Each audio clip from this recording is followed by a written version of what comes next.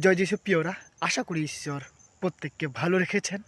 হ্যাঁ, আমরা গতকাল দেখে নিয়েছিলাম যিশায় ৪৩ অধ্যায়ের ১১ পদকে। আজকে দেখব ১২ পদকে।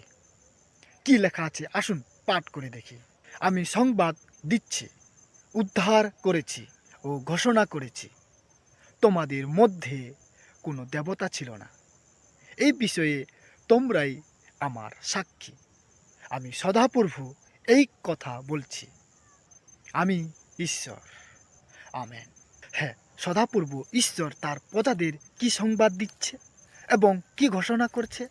হ্যাঁ, তার প্রজাদের সংবাদ দিচ্ছে, আমি তোমাদের উদ্ধার করেছি এবং আমি তোমাদের ঘোষণা করেছি, তোমাদের মধ্যে কোনো দেবতা ছিল না। এই রূপে তার প্রজাদের ঘোষণা করছে এবং বলছে, আমি তোমাদের ঈশ্বর। একই রূপ সেই ঈশ্বর আমাদের পাপ উদ্ধার করার জন্য এই পৃথিবীতে এসেছিলেন। সে ঈশ্বর প্রভু যীশু খ্রিস্ট লোকেদের সংবাদ দিতে এবং ঘোষণা করতে। সেই প্রভু যীশু লোকেদের পাপ থেকে উদ্ধারের সংবাদ দিতে এসেছেন এবং ঘোষণা করেছেন যে, আমি একমাত্র উদ্ধারকর্তা ঈশ্বর।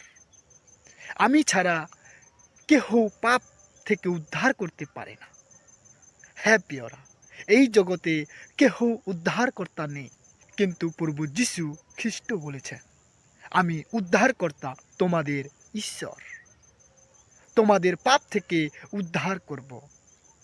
তাই আসুন প্রিয়রা, যে ঈশ্বর উদ্ধার করার সুসংবাদ দিয়েছেন, সে ঈশ্বরের প্রশংসা করি এবং সে ঈশ্বর প্রভু যীশু ঘোষণা করেছেন, আমি উদ্ধারকর্তা ঈশ্বর। সে ঈশ্বরের গৌরব মহিমা করি। ঈশ্বর এই বাক্যের দ্বারায় প্রত্যেককে আশীর্বাদ করুক। সকলকে জয় যিশু।